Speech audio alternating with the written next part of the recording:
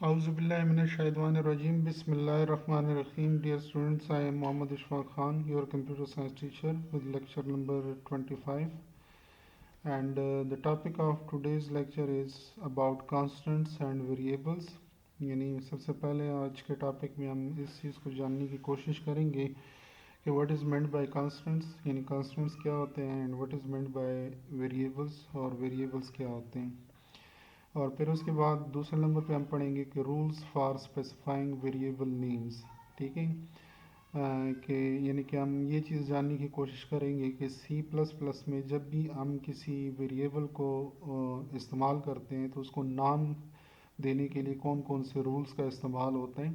ठीक है, ये दोनों टॉपिक्स जो हैं बहुत इंपॉर्टेंट टॉपिक हैं एग्जामिनेशन पॉइंट ऑफ व्यू से। ठीक है, ये कॉन्स्टेंट्स और वेरिएबल्स का जो टॉपिक है ये अक्सर शॉर्ट क्वेश्चंस में आते हैं, और rules for specifying variable names ये अक्सर लॉन्ग क्वेश्चंस में आते हैं। ठीक है, so please open your book, page number 45, जैसे आपके सामने लिखा हुआ है C plus plus constants and variables. कहते हैं कि constants and variables are used in programs to perform calculations of various types. सबसे पहला क्वेश्चन आपके लोगों के जहन में ये आना चाहिए कि why we use constants and variables, यानी कि हम कॉन्स्टेंट्स और वेरिएबल्स का इस्तेमाल क्यों करते हैं प्रोग्राम्स के अंदर। तो इसका जवाब ये है कि कॉन्स्टेंट्स और वेरिएबल्स का इस्तेमाल प्रोग्राम्स के अंदर इसलिए होता है क्योंकि इनकी मदद से हम मुख्तलिफ़ किस्म की कैलकुलेशंस प्रोग्राम के अंदर परफॉर्म करते हैं। Therefore, it is important to understand how they are used in computer programs। इसलिए ये बहुत ज़रूरी है कि आप समझें कि कांस्टेंट्स और वेरिएबल्स को किस तरह से प्रोग्राम्स के अंदर इस्तेमाल किया जाता है। तो सबसे पहले हम पढ़ेंगे कांस्टेंट के मुतालिक। जैसे यहाँ पे लिखा हुआ है कि in computer programming a constant is a value that does not change during execution of a program. ये इसकी डेफिनीशन है कांस्टेंट की, कि कंप्यूटर प्रोग्रामिंग में कांस्टेंट से मुराद ऐसी वैल्यू है जो एग्जीक्यूशन के दौरान चेंज ना हो सके। ठीक है, यानी कोई भी ऐसी वैल्यू जो during the program execution change ना हो उसको आप क्या कहेंगे, कांस्टेंट कहेंगे। A constant can be a number, यानी कांस्टेंट एक नंबर भी हो सकते हैं। अ करेक्टर, एक करेक्टर भी हो सकते हैं। और अ करेक्टर स्ट्रिंग, या फिर करेक्टर स्ट्रिंग्स भी हो सकते हैं। What is character strings, character strings क्या होते हैं। कहते हैं कि a character string is a sequence of any number of characters. यानी ये बात याद रखें कि करेक्टर स्ट्रिंग्स जो होते हैं वो सीक्वेंस ऑफ कैरेक्टर्स होते हैं। जैसे यहाँ पे देखें कि अगर मैं सिंगल कोट्स के अंदर लिख रहा हूँ, फॉर एग्जांपल एक लफ्ज़ लिख रहा हूँ एस, तो ये सिर्फ एक कैरेक्टर कहलाएगा। ठीक है, लेकिन अगर मैं डबल कोट्स के अंदर लिखता हूँ, जैसे फॉर एग्जांपल पाकिस्तान, ठीक है, तो ये जो होगा ये डबल कोट्स के अंदर क्या लिखा, जो लिखा हुआ ये क्या कहलाएगा, ये कैरेक्टर स्ट्रिंग कहलाएगा। ठीक है, अच्छा, अब ये डिफरेंस आप लोगों को समझ आ गया है कि कैरेक्टर स्ट्रिंग जो है, कैरेक्टर जो है वो हमेशा सिंगल कोट्स के अंदर लिखा जाता है, और कैरेक्टर स्ट्रिंग जो है वो हमेशा डबल कोट्स के अंदर लिखा जाता है। जैसे यहाँ पे लिखा हुआ है आगे एग्जांपल्स में कि some examples of constant are 42, ये नंबर है। 7.25 ये भी नंबर है। एस देख सकते हैं कि सिंगल कोट के अंदर लिखा हुआ है ये कैरेक्टर है। एंड कंप्यूटर, ये डबल कोट्स के अंदर लिखा हुआ है ये क्या कहलाता है, कंप्यूटर स्ट्रिंग कहलाते हैं। कहते हैं कि in C plus plus a single character constant is written within single quote. जैसे अभी मैंने आपको बताया कि सी प्लस प्लस में सिंगल कैरेक्टर कांस्टेंट जो है वो हमेशा सिंगल कोट के अंदर लिखा जाता है। एंड स्ट्रिंग कांस्टेंट, और स्ट्रिंग कांस्टेंट जो होता है वो लिखा जाता है विद इन डबल कोट्स, वो डबल कोट्स के अंदर लिखा जाता है। क्लियर है। अब दूसरे नंबर पे आपके पास है variable. What is meant by a variable. कहते हैं कि a variable is a name of memory location where data is stored. यानी ये इसकी डेफिनेशन है कि वेरिएबल बेसिकली एक मेमोरी लोकेशन होती है रैम के अंदर जहाँ पे आप डेटा स्टोर करते हैं। ठीक है, variables are used in computer programs to store values of different data types. यानी वेरिएबल्स जो होते हैं ये प्रोग्राम्स के अंदर आप इस्तेमाल करते हैं मुख्तलिफ़ किस्म के डेटा टाइप्स के साथ वैल्यूज़ को स्टोर करने के लिए। अब इस कंसेप्ट को समझने की कोशिश करें, मैं आपको एग्जांपल देता हूँ यहाँ पे। ठीक है, कि फॉर एग्जांपल आप अपने प्रोग्राम के अंदर एक वेरिएबल डिक्लेयर करते हैं int a is equal to 2 और साथ ही इसको इनिशलाइज भी कर देते हैं। ठीक है, ये आपने वेरिएबल डिक्लेयर किया ए के नाम से और इसको इंटीजर डेटा टाइप का, और इसको आपने इनिशलाइज किया 2 वैल्यू के साथ, यानी इसको वैल्यू फराहम कर दी। ठीक है, जब आप वेरिएबल डिक्लेयर करते हैं ना, तो जैसे ही आप वेरिएबल डिक्लेयर करते हैं और उसको इनिशलाइज करते हैं तो कंपाइलर क्या करता है, वो इसके लिए रैम के अंदर एक जगह जो है वो कर देता है, रिजर्व कर देता है इसके नाम के साथ। ठीक है, जैसे जैसे ही आप इसको करेंगे ना, तो कंपाइलर क्या करेगा कि इसके साइज़ के, डेटा टाइप के साइज़ के अकॉर्डिंग इसके लिए एक जगह जो है वो रिज़र्व कर देगा। ठीक है, इस तरह एक नेम्ड मेमोरी लोकेशन आ जाएगी। ठीक है, और इसके ऊपर इसका नाम आ जाएगा ए।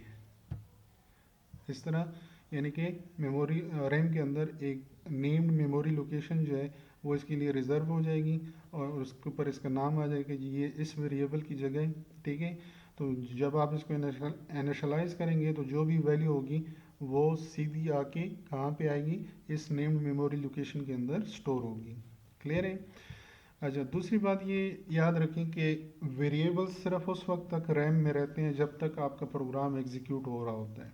ठीक है, जैसे ही आपकी प्रोग्राम की एग्जीक्यूशन कंप्लीट होती है तो ये वेरिएबल्स, और आप एग्जिट करते हैं तो ये वेरिएबल्स जो होती हैं ये ऑटोमेटिकली डिस्ट्रॉय हो जाते हैं, ख़त्म हो जाते हैं। The data stored in variable में be change during program execution. अब चूँकि वेरिएबल जैसे कि नाम से ज़ाहिर है कि something that can change, variable का मतलब क्या है, समथिंग दैट कैन चेंज। तो जो भी वैल्यू या डेटा आप स्टोर करते हैं वेरिएबल के अंदर, वो प्रोग्राम एग्जीक्यूशन के दौरान डिफरेंट ऑपरेशंस की वजह से चेंज हो सकती है। क्लियर है?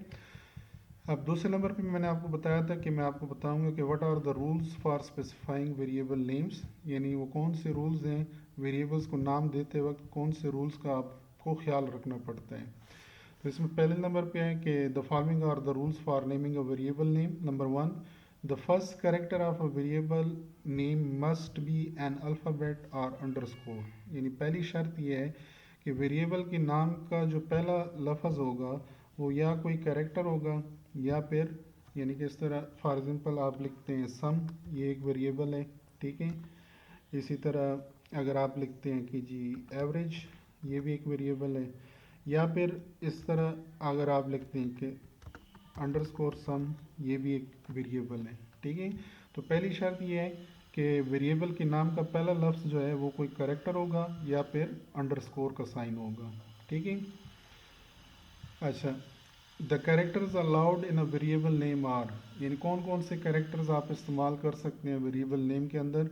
अंडरस्कोर इस्तेमाल कर सकते हैं, डिजिट्स इस्तेमाल कर सकते हैं 0 से लेकर 9 तक, अपर केस लेटर्स यानी जितनी भी कैपिटल लेटर्स हैं A to Z वो आप इस्तेमाल कर सकते हैं, और lower case letters A to Z जितने भी स्मॉल अल्फ़ाबेट्स हैं वो भी आप इस्तेमाल कर सकते हैं। अब यहाँ भी ये बात याद रखें कि an upper case letter is considered different from a lower case letter, यानी आपके C++ प्रोग्राम का जो कंपाइलर है वो अपर केस लेटर्स और लोअर केस लेटर्स में डिफ्रेंशिएट कर सकता है। ठीक है, यानी वो अपर केस लेटर्स को डिफरेंटली कंसिडर करेगा as compare to lower case letter. For example, the variable sum is different from sum और सम। ठीक है, अब ये सारा कैपिटल में लिखा गया है, इसका पहला लफ्ज़ कैपिटल है, बाकी स्मॉल है, और ये सारे स्मॉल में लिखेंगे, तो ये तीनों डिफरेंट वेरिएबल्स नेम है।